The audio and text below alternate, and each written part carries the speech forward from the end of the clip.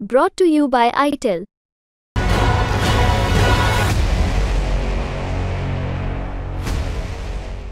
तो आदाब, नमस्कार, गुड इवनिंग, सत श्री अकाल। एक बार फिर आप तमाम लोगों का स्वागत है क्राइम तक की कहानी के इस एपिसोड में। उम्मीद है पूरी फैमिली अच्छी होगी, अपना और अपनों का ख्याल रख रही होगी। पिछले कुछ दिनों में सलमान खान के घर गैलेक्सी पर गोली चली, शूट आउट हुआ, 2 लोग पकड़े गए। ये सारी कहानी आपको डिटेल में, विस्तार में, तफसील में सुना चुका हूँ।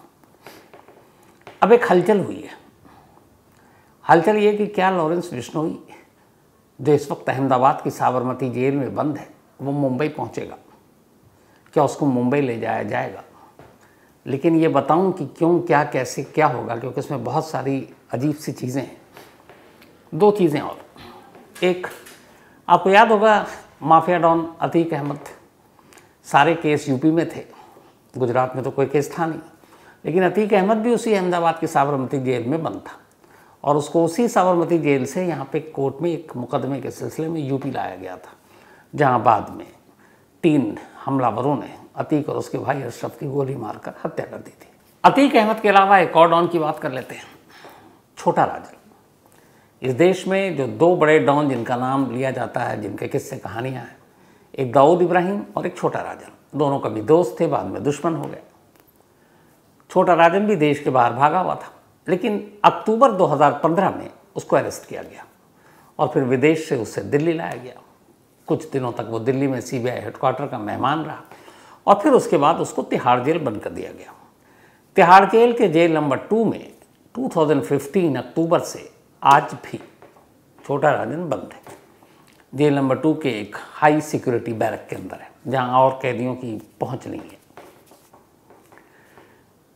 9 सालों में छोटा राजन की कभी कोई तस्वीर नहीं आई, देखा नहीं लोगों ने कि भाई वहाँ से यहाँ आया। वहाँ की तो तस्वीरें थी जब वो अरेस्ट हुआ था, लेकिन यहाँ कैसा दिखता है। फिर बीच में 2020 में जब कोरोना की पहली लहर आई तो ये एक अफवाह उड़ी कि छोटा राजन की कोरोना से मौत हो गई। लेकिन अब 9 साल के बाद और उस कोरोना काल के 4 साल के बाद तिहाड़ जेल से एक तस्वीर आई, किसी तरीके से लीक हुई, और ये तस्वीर उसी कोरोना काल की 2020 की है। और ये तस्वीर तब की है जब कोरोना चल रहा था। तो पहली बार इंडिया आने के 5 साल के बाद की ये तस्वीर छोटा राजन की, और पिछले 9 साल की इकलौती तस्वीर है छोटा राजन की, जो जेल तिहाड़ में रहते हुए और फिर एम्स में भी वो रहा था कुछ दिन। ये उस वक्त की तस्वीर है। तो ये तस्वीर आपने देख ली।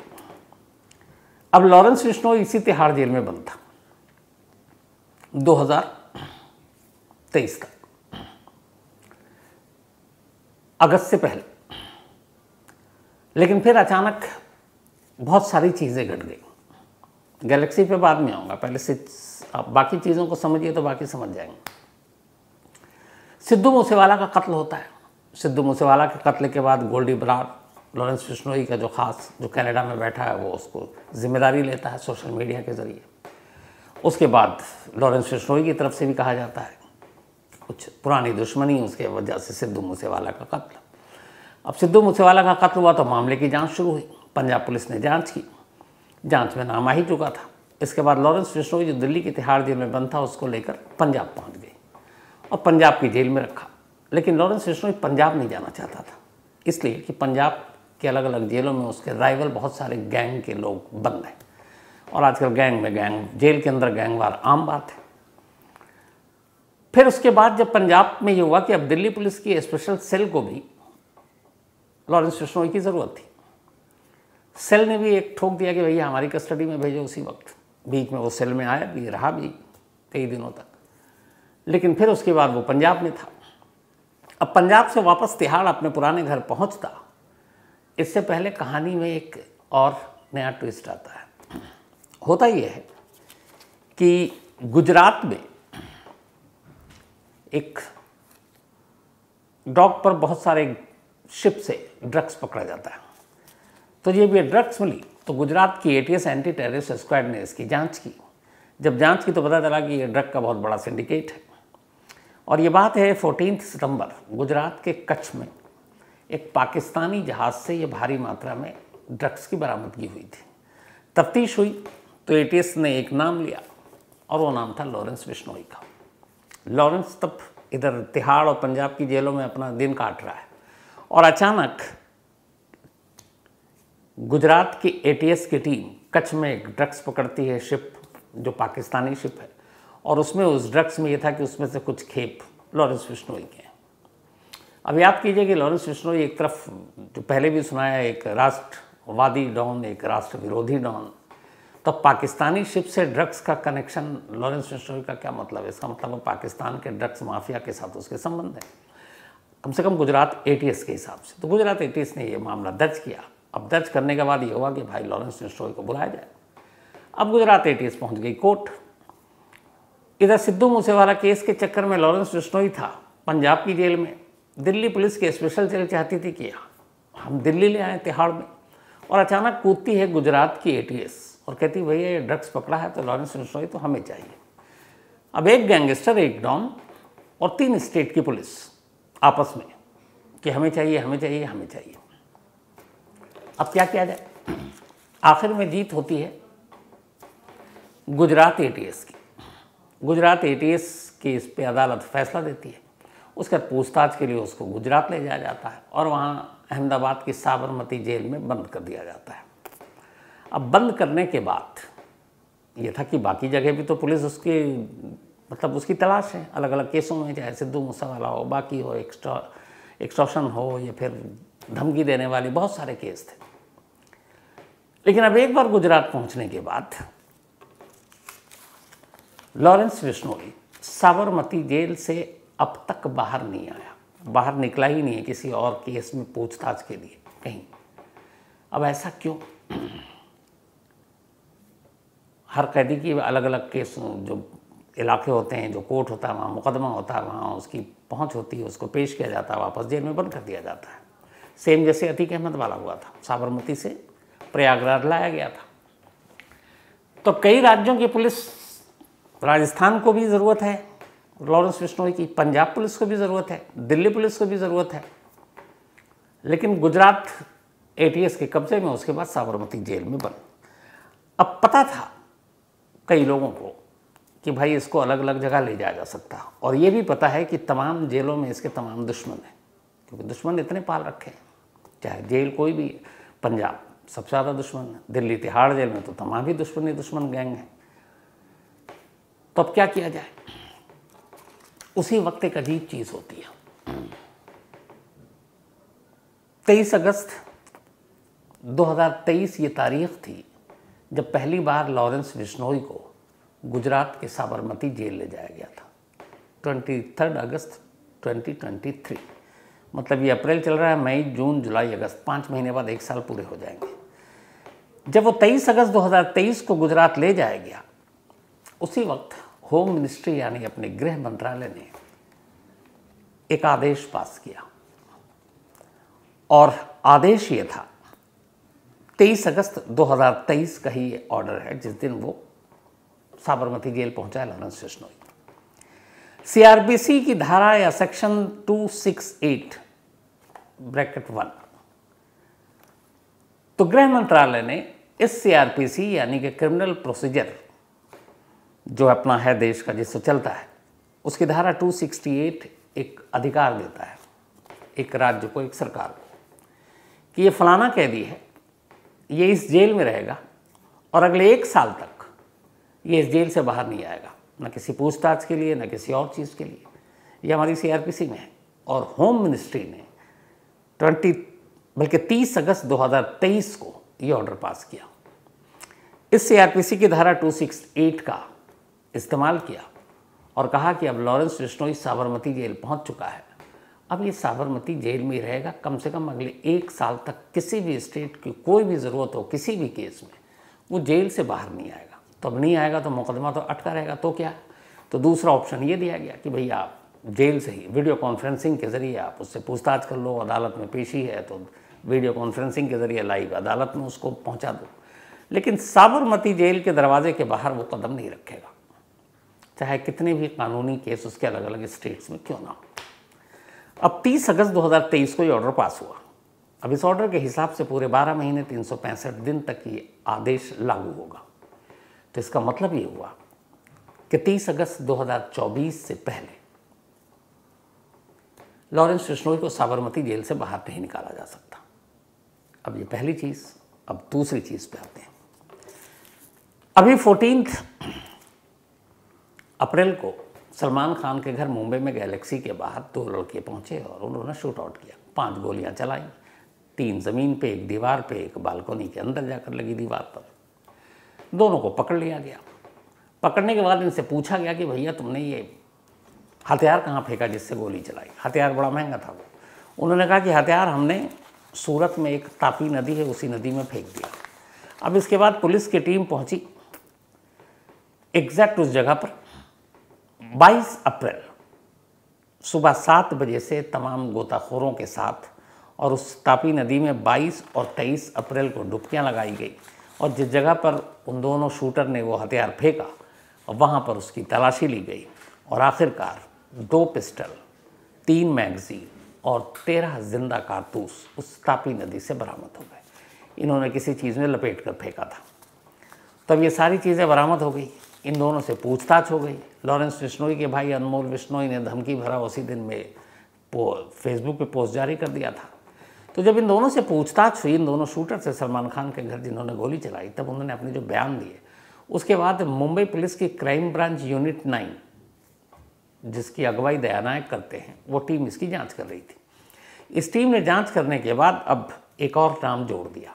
पहले इसमें 3 नाम थे, दोनों शूटर के और एक अनमोल बिश्नोई का जो इस वक्त अमेरिका में है। उन्होंने अब चौथा नाम जोड़ा और चौथा नाम था मेन बॉस यानी लॉरेंस बिश्नोई का। अब लॉरेंस बिश्नोई का नाम तो जोड़ दिया, 2 शूटर तो आपके पास हैं, आप पूछताछ कर रहे हो। तीसरा अमेरिका में, आप वहाँ तक पहुँच नहीं सकते हो, उसको लाना अभी खैर इस वक्त पता नहीं, आगे का कभी भी ला सकते हैं, इस वक्त तो नहीं है वो। अब बचा कौन? Main boss Lawrence Bishnoi. तो उसको ढूंढने की ज़रूरत है नहीं, वो तो ऑलरेडी पहले से ही जेल में है, साबरमती में। तो ये तो बड़ा आसान हो गया, मुंबई पुलिस एक ऑर्डर ले और पहुंच जाए। लेकिन जिससे मैंने शुरुआत की थी अब उसी पर आते हैं कि होम मिनिस्ट्री का एक ऑर्डर सेक्शन 268 जो धारा है जिसमें यह अधिकार दिया गया है कि ये लॉरेंस बिश्नोई के लिए और 1 साल तक अभी इस जेल से बाहर नहीं आएगा। अब यहाँ पे सिचुएशन ये हो गई है कि मुंबई पुलिस की क्राइम ब्रांच यूनिट से पूछा जाता है कि भाई अब आप तो इसका मेन कॉन्स्पिरेटर साजिशकर्ता जो है जिसने हुक्म दिया लॉरेंस बिश्नोई है, तब उसको पूछताछ के लिए आप मुंबई लाओगे।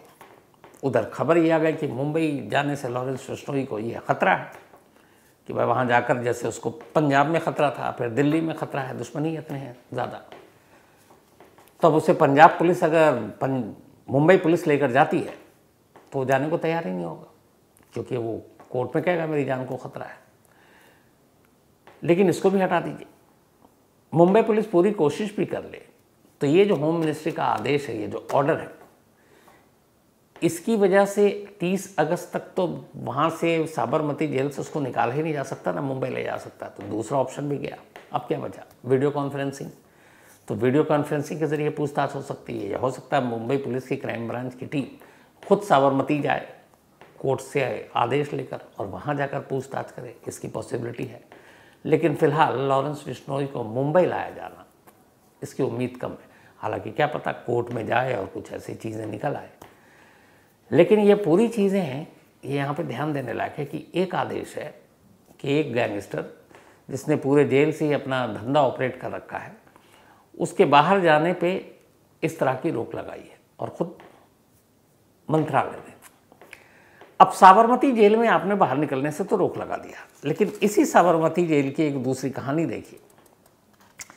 किसी साबरमती जेल में रहने के दौरान जब ये पहुंचा वहाँ 23 अगस्त 2023 को साबरमती जेल पहुंचा था लॉरेंस बिश्नोई। 30 अगस्त 2023 को होम मिनिस्ट्री ने यह आदेश पास किया कि अब वो 1 साल तक वहीं रहेगा, निकलेगा नहीं। और उसी 1 साल के दरमियान में जब साबरमती पहुंचा लॉरेंस बिश्नोई, तो वहाँ से उसने 2 बिजनेसमैन को फ़ोन किया और वो कॉल बिजनेसमैन ने बाकायदा अपने फ़ोन पर रिकॉर्ड किया ऑडियो, जिसमें लॉरेंस बिश्नोई की आवाज़ है। और बाकायदा उस फ़ोन पर उसने धमकी दी और उसने ये भी कहा, आप जिगरा देखिए, कि तू चाहे तो मेरी आवाज़ जो मैं धमका रहा हूँ तो रिकॉर्ड कर ले, मेरे लिए मेरा केस आसान हो जाएगा। कह कर कि तू मेरा रिकॉर्ड कर ले, मैं तेरे को धमकी नहीं दे रहा हूँ। लेकिन उसने धमकाया और वो वसूली के लिए फ़ोन था। तो जिस साबरमती जेल में लॉरेंस बिश्नोई रह रहा है और जहाँ से 1 साल तक उसको किसी भी केस मुकदमे या पूछताछ के लिए बाहर निकाल कर कोई और स्टेट की पुलिस अपने साथ नहीं ले जा सकती, उस साबरमती जेल से ही बैठकर लॉरेंस बिश्नोई अब भी अपना कारोबार चला रहा है, बिजनेसमैन को धमका रहा है। इसके अलावा अपने गुरुओं को तमाम आदेश भी दे रहा है, यानी सारा काम चल रहा है। तो अब सवाल ये है कि फिर ऐसे जेल में इस तरह से गैंगस्टर को रख कर उसको बढ़ावा देना, फ़ोन का इस्तेमाल, ये क्या बताता है? यही कि एक गैंगस्टर जेल में जाकर आजकल ज़्यादा बड़ा होता जा रहा है। साबरमती जेल का, इससे पहले आपको याद होगा अतीक अहमद भी साबरमती जेल से फ़ोन पे बात करता था, फ़ोन की धमकियां भी दी उसने, उसके भी ऑडियो रिकॉर्ड थे। तो जब एक सवाल समझ में नहीं आता कि जब साबरमती जेल में भी ये सब कुछ हो रहा है, वहाँ पे भी यूं ही क्रिमिनल गैंगस्टर को सारी आज़ादी है, आप फ़ोन भी दे रहे हो, धमका भी रहा है, अपना गैंग भी चला रहा है, बिजनेस भी कर रहा है, तो फिर साबरमती जेल को चुना क्यों जाता है ऐसे कैदियों को रखने के लिए? पहले ये लगता था कि भेजा गया तो शायद काला पानी है, सज़ा है क्या, वहाँ सख्ती है क्या, लेकिन अतीक अहमद का भी वहाँ जिस तरीके से फ़ोन पे बातचीत और वो धमकाने का वो था, और एक तो कोई अगर जेल के अंदर से फ़ोन भी बात ही कर रहा है तो इसका मतलब है कि वो आज़ाद है अंदर। सेम ऑफ लॉरेंस बिश्नोई का है। तो फिर साबरमती जेल क्या वो भी भ्रष्टाचार का एक अड्डा बन गया जैसे तिहाड़ है?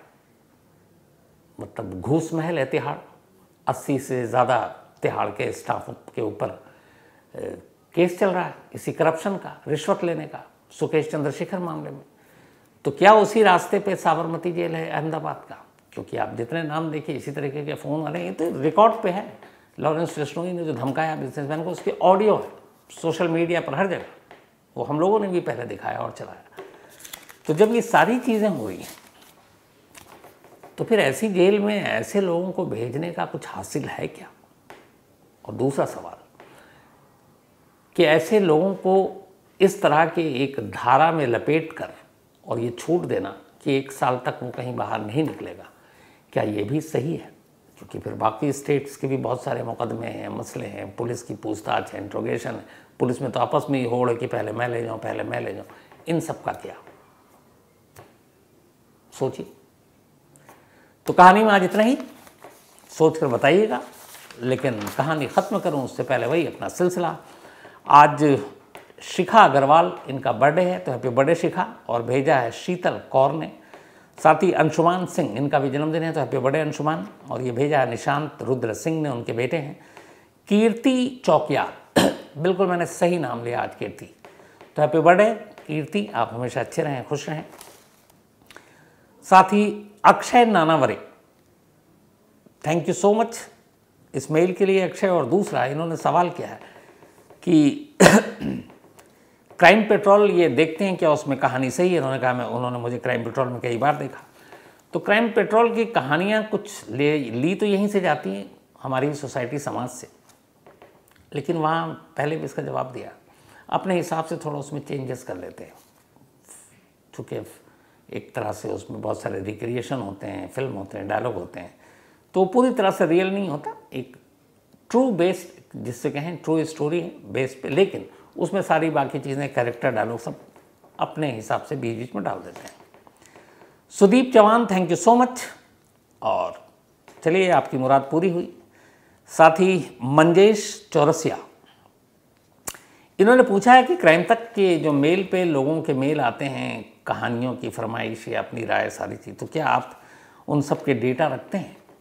और अगर डेटा रखते हैं, नहीं रखते हैं, तो क्या पता बहुत सारे क्रिमिनल आपको मेल करके कुछ सवाल पूछते हैं और फिर उस जवाब से वो अपना आइडियाज़ लेके चले जाते होंगे। तो मंजेश भाई, इससे पहले तो सोचा नहीं, अब लेकिन कैसे पकड़ूं कौन किस सेंस में मेल करता है, क्या उसकी सोच है, क्या उसकी नीयत है, और कब कहाँ क्या इस्तेमाल करें। Ashish Sharma, thank you so much आपका। रघुनाथ, इन्होंने कहा कि मैं एक अच्छा टीम लीडर नहीं हूँ, क्योंकि बाकी जो टीम के लोग हैं उनको उस तरीके से कहानियाँ और वो सुनाना सिखाता नहीं हूँ। तो रघुनाथ जी, मैं असल में ख़ुद को एक तो लीडर मानता ही नहीं हूँ ना, बॉस मानता हूँ, मैं एक सबके साथ साथी हूँ। तो लेकिन हाँ, आपने जो कहा है तो मैं अभी सबकी क्लास लेता हूँ, डांटता हूँ सबको। अजंता मिश्रा और धर्म Mishra, thank you so much आप दोनों का। और पक्का आपसे सरप्राइज बात भी होगी। अजंत मिश्रा और धर्म मिश्रा। नौशाद पाशा एक कहानी की फरमाइश की है। इसके अलावा गौरव विनोर एक कहानी की फरमाइश की है। और शिव कुमार पिल्लई, मुझे लगता है शिव कुमार पिल्लई की उम्र 15-16 ही साल होगी, क्योंकि इनका सवाल उसी तरीके का है। इन्होंने पूछा है कि क्या 15-16 साल के बच्चे आपकी कहानियाँ सुन सकते हैं और या नहीं। तो शिव कुमार, मेरा मानना यही है कि कई बार कहानियाँ क्राइम की 15-16 साल आपकी चूँकि उम्र है, मैं मशवरा ये दूंगा कि कभी कभी हल्की फुल्की कॉमेडी टाइप कोई सुनाता हूँ या कोई इन्वेस्टिगेशन हो, जैसे जासूसी कहानियाँ हो, बहुत सारी सुनाई हैं, मोसाद की, रॉ की, CIA की, इस तरह की कहानियाँ या थोड़ी एजुकेशनल भी कहानियाँ जिससे कुछ सबक मिले, बहुत सारी क्राइम में ऐसी कहानियाँ हैं, तो ये ज़रूर सुने। और बाकी हीनियस क्राइम की जब भी वो थंबनेल और उससे पता चल जाता है आपको, तो कोशिश कीजिए कि वैसा ना सुने। अभी पढ़ाई पे फोकस कीजिए, एक बार पढ़ लिख लीजिए, फिर हमेशा सुनते रहिएगा। तो कहानी में आज इतना ही है। अब आपसे मुलाकात होगी कल रात 9 बजे किसी नई कहानी के साथ। तब तक अपना और अपनों का ख्याल रखिएगा। Thank you very much.